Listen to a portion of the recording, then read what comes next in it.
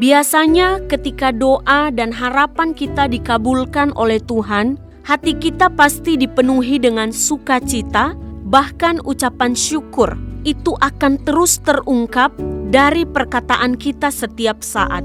Tetapi kalau mau jujur, tidak semua orang yang dipanggil oleh Tuhan, hidupnya akan berjalan dengan mulus.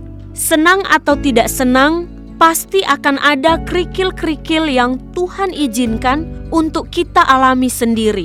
Ini yang saya alami juga ketika menaati panggilan Tuhan. Dalam perjalanan menuju ke pelabuhan untuk masuk ke sekolah teologi, sepeda motor yang abang saya kendarai mengalami kecelakaan. Saya terlempar dari motor yang mengakibatkan luka yang cukup parah di bagian wajah dan lutut yang membuat saya tidak bisa berjalan sama sekali. Abang saya juga mengalami luka yang cukup parah. Bahkan sepeda motor yang kami kendarai rusak total.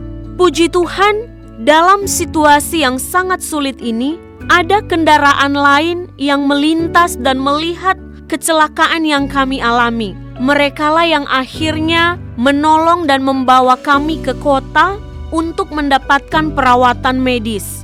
Melihat kondisi saya yang begitu parah dan juga situasi abang saya, membuat saya menangis di hadapan Tuhan dan mengungkapkan kekecewaan saya kepadanya. Saya bahkan sempat menyerah untuk tidak mau lagi berangkat ke Surabaya melanjutkan studi ke sekolah teologi karena melihat kondisi kesehatan tubuh saya. Akibat dari kecelakaan tersebut, lutut saya bergeser dari posisi yang normal dan membengkak sehingga menyulitkan saya untuk bisa berjalan. Wajah saya juga tergores dan memar, bahkan membengkak karena terbanting di aspal.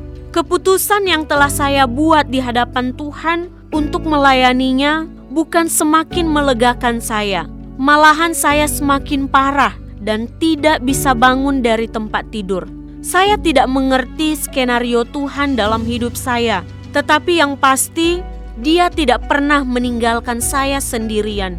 Terbukti dengan Dia mengirimkan salah satu saudara sepupu untuk membesuk saya, dan saudara sepupu saya inilah yang dipakai Tuhan untuk mendorong saya agar tidak menyerah dan patah semangat dengan ujian yang Tuhan izinkan terjadi atas panggilan saya. Dia mengingatkan saya bahwa apa yang Tuhan izinkan ini semua baik untuk menguji kesetiaan panggilanmu di hadapan Tuhan. Kata-kata yang sederhana ini sungguh menyentuh hati saya, dan akhirnya saya berdoa dengan doa singkat di atas tempat tidur saya. Tuhan, jikalau Engkau memanggil saya sebagai hamba-Mu, aku mau taat, sekalipun saya dalam kondisi sakit. Dan satu hal yang saya minta kepadamu, izinkanlah tangan-Mu menjamah lutut saya yang parah ini, sehingga saya bisa bangun dari tempat tidur saat ini. Dan jikalau saya bisa bangun, saya pasti akan berangkat besok. Tuhan menjawab doa yang sangat singkat ini. Dia menjamah tubuh saya yang memar dan sakit, dan diubah menjadi ringan dan tidak terasa sakit lagi, sehingga saya bisa bangun dan berjalan dengan normal. Walaupun posisi lutut saya masih belum sempurna dan muka saya masih memar dan bengkak. Puji Tuhan, keesokan harinya dengan diantarkan keluarga ke pelabuhan, saya dituntun hingga masuk ke dalam kapal karena saya masih belum bisa mengangkat barang sendirian. Dan yang lebih luar biasanya lagi, di atas kapal Tuhan mempertemukan saya dengan seorang hamba Tuhan yang sangat mengasihi saya, dan dia adalah teman abang saya sendiri. Selama berada di atas kapal, hambanya inilah yang mengurus saya. Dia yang membersihkan luka-luka yang ada di lutut dan juga di muka saya. Dia yang mengurus obat saya. Dia yang mengingatkan saya untuk minum obat tepat waktu. Dan dia yang mengambil makanan dan minuman saya di atas kapal. Puji Tuhan, saya sangat bersyukur kepada Tuhan karena Dia mengirimkan hambanya untuk menolong saya selama berada di atas kapal. Sehingga dalam keterbatasan fisik saya, Dia ada seperti malaikat penolong bagi saya. Setibanya kami di Jakarta, hambanya ini mencari bis untuk saya bisa melanjutkan perjalanan ke Surabaya dan tiba di kampus dengan selamat.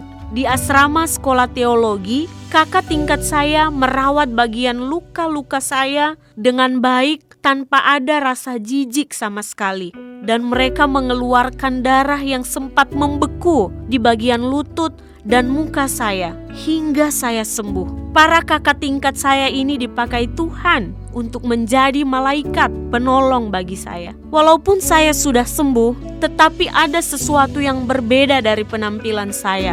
Cara berjalan tidak sebagaimana mestinya karena tidak normal atau pincang. Dan ini saya alami selama 1,5 tahun. Dan bagian wajah saya yang terluka, bekasnya seperti sulit untuk hilang. Namun saya tidak berhenti berdoa dan berpuasa 2 kali seminggu.